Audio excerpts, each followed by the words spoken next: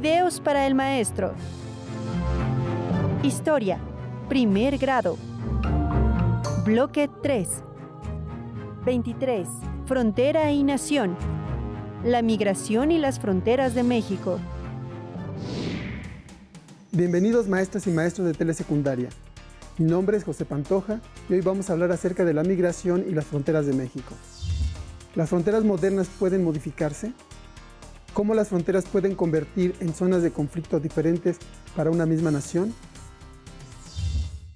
Con la formación de los estados nacionales, se establecieron las fronteras que delimitaron los territorios sobre los que los estados ejercían su soberanía.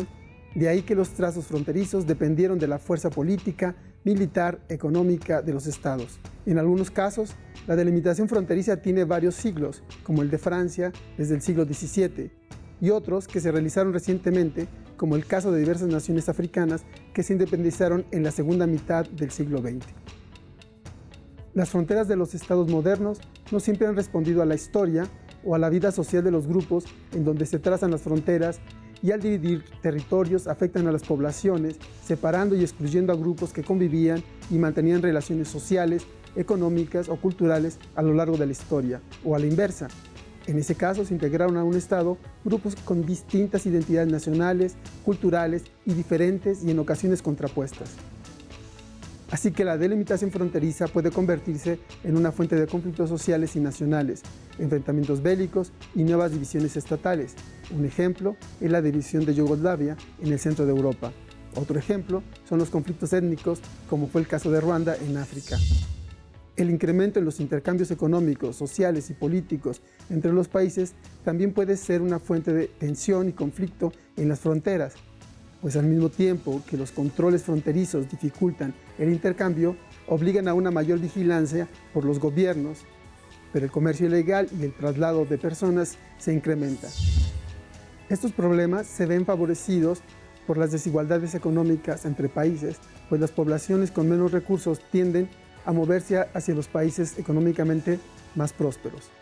No solo se incrementa la población que traspasa las fronteras ilegalmente, sino que aumenta la población fronteriza y la presión sobre los recursos, equipamiento, empleo en las zonas fronterizas.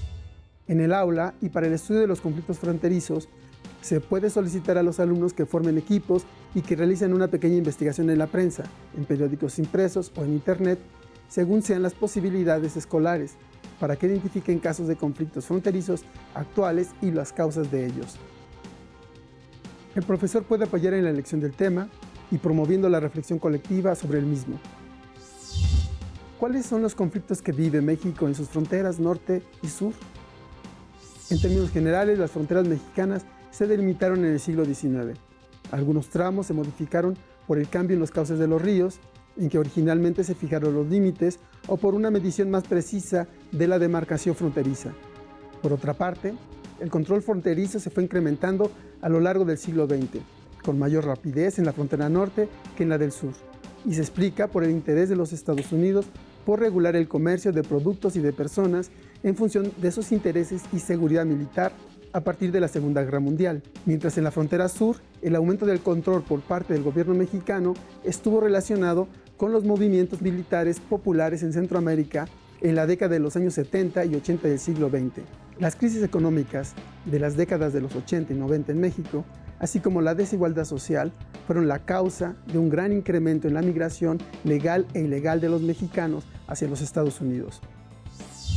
Se calcula que en promedio 500,000 personas migraron por año entre 1990 y 2010, alrededor de 10 millones de personas, lo que constituye en porcentaje de población el movimiento migratorio más grande del mundo.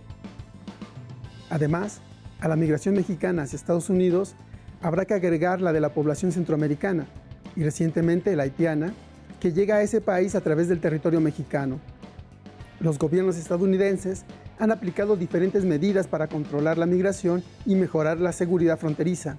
Sin embargo, el aumento de efectivos policiales y militares en la frontera no ha disminuido la migración ilegal.